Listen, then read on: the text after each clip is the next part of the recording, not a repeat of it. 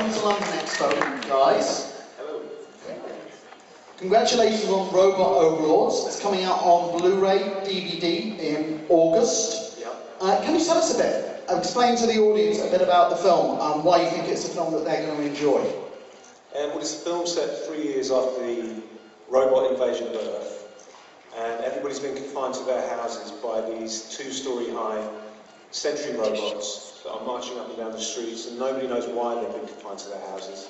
And it's a film about a gang of kids who work out how to get around the technology that the robots are using to keep everybody indoors, and they go on an adventure across a very British seaside town, and they discover what the robot empire really up to. And we'd like to talk about your own involvement with the film, Gillian. Yeah, I'm in it. Can you tell us a bit about your character? Well, I play a mom of the lead boy, and I joined them at one point on the adventure because so many years ago my husband disappeared, and it turns out that we may actually be able to track him down, and so we go. I join the kids. Well, we've been locked up for 5 years, and so hang on. I'm not going to say anything. Okay, and so I join them. And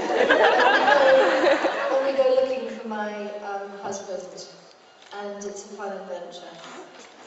No, it's a really good film. I'm really pleased to be part of it. I think it's a fantastic family film, and everybody's amazing, especially Ben Kingsley, who's a genius, and you should see it, basically.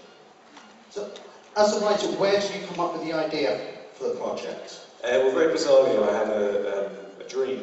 So I was making my previous movie, Grabbers, and I was on the edit.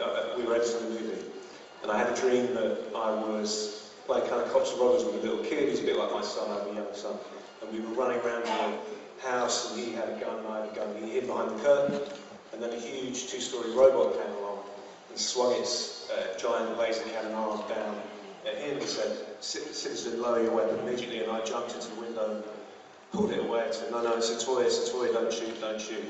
And then I woke up and I thought, wow, that was cool. But I just assumed it was another movie that I kind of recycled, that my unconscious had recycled. And so I went to the edit suite and I said to my editor, "What movie is that?" I told him the whole story, and he said, "Yeah, I don't know, it reminds me of other things, like it reminds me of maybe Robocop or some of these other things, but it isn't literally that. I don't know what it is." And so I just kept saying it to people, and eventually over time I thought, maybe this is an original idea, it's quite a fun idea.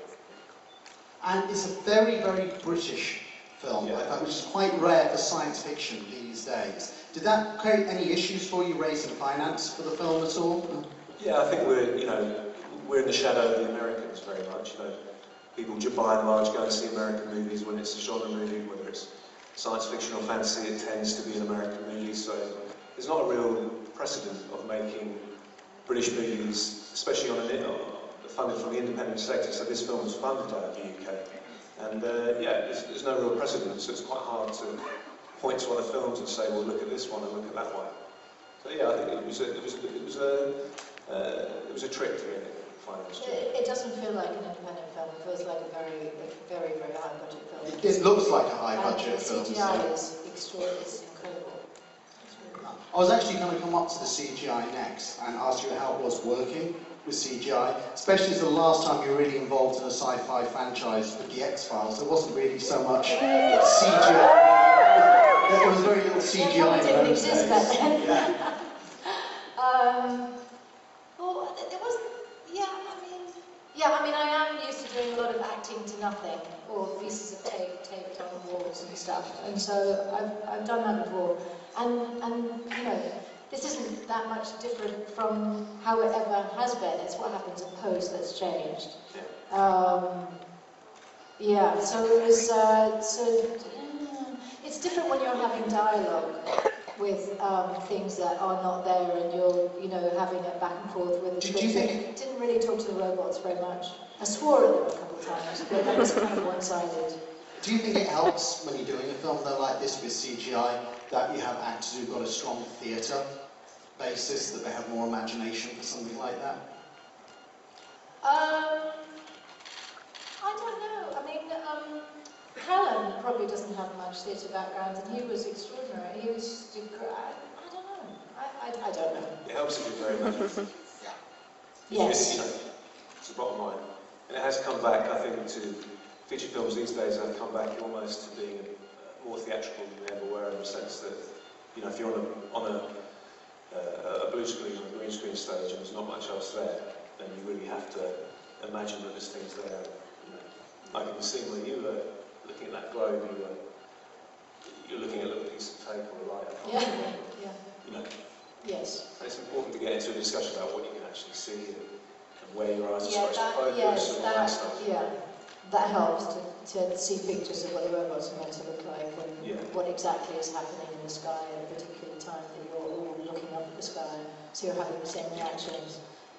It's hard, I remember from X-Files, it's hard actually following the line of a spaceship in the sky when 4 different people are looking at the spaceship in the sky, because one person's looking at it and one person's looking at it. You end up having a guy with a stick with a little bit of tape. Yeah. He runs as fast as he can. But he never can run fast enough, so the eyes always go inside.